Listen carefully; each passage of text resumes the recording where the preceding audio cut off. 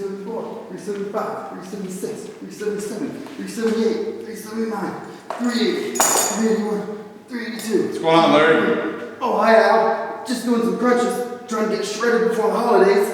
Oh, yeah? Would you believe me if I told you you're just wasting your time and you're really not getting anything done? Look who's talking, Al. My personal trainer said if I did 1,000 crunches a day, I'd be in shape in no time. Oh, did he? Why are you so worried about a six-pack, Larry? What about these fat titties and these fat triceps? Why don't you work on those first? One goal at a time, Al. Just working on my six-pack. Nothing else matters right now. All right, before I go into this, I want to start off by explaining to you what it really means to have a strong core. I don't care if you have a six-pack, a visible six-pack, I don't care what your body fat percentage is. Just because you have a six-pack does not mean you have a strong core. If you can overhead press your body weight, you have a strong core. If you can squat 400 pounds all the way down without crumbling forward, you have a strong core. If you can deadlift 500 pounds without looking like a scared cat, then you have a strong core.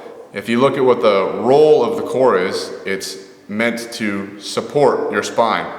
So if you look from here to here, the only thing holding me up is my spine.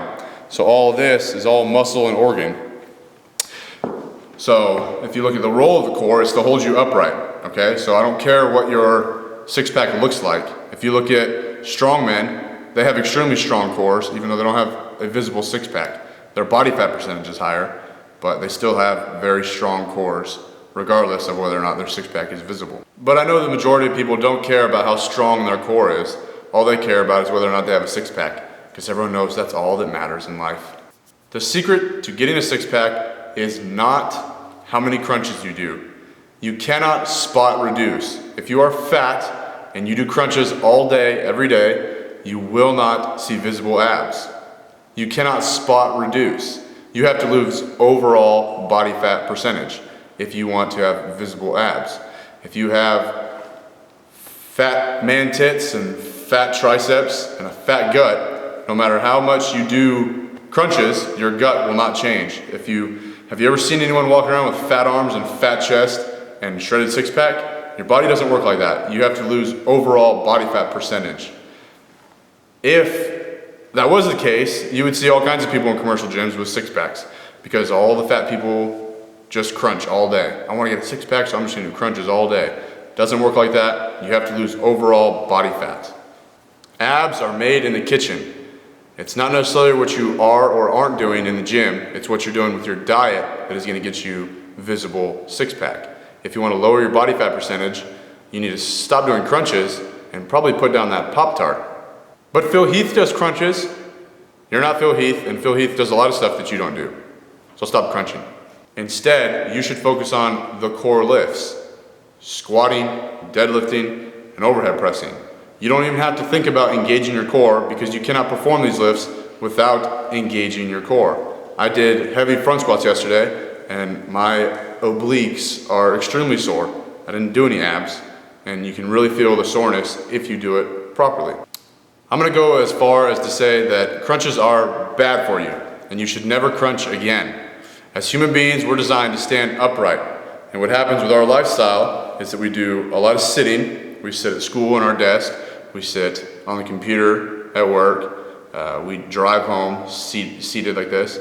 And then we get to the gym, and everyone wants to do all the muscles that you can see in the mirror, and that's it.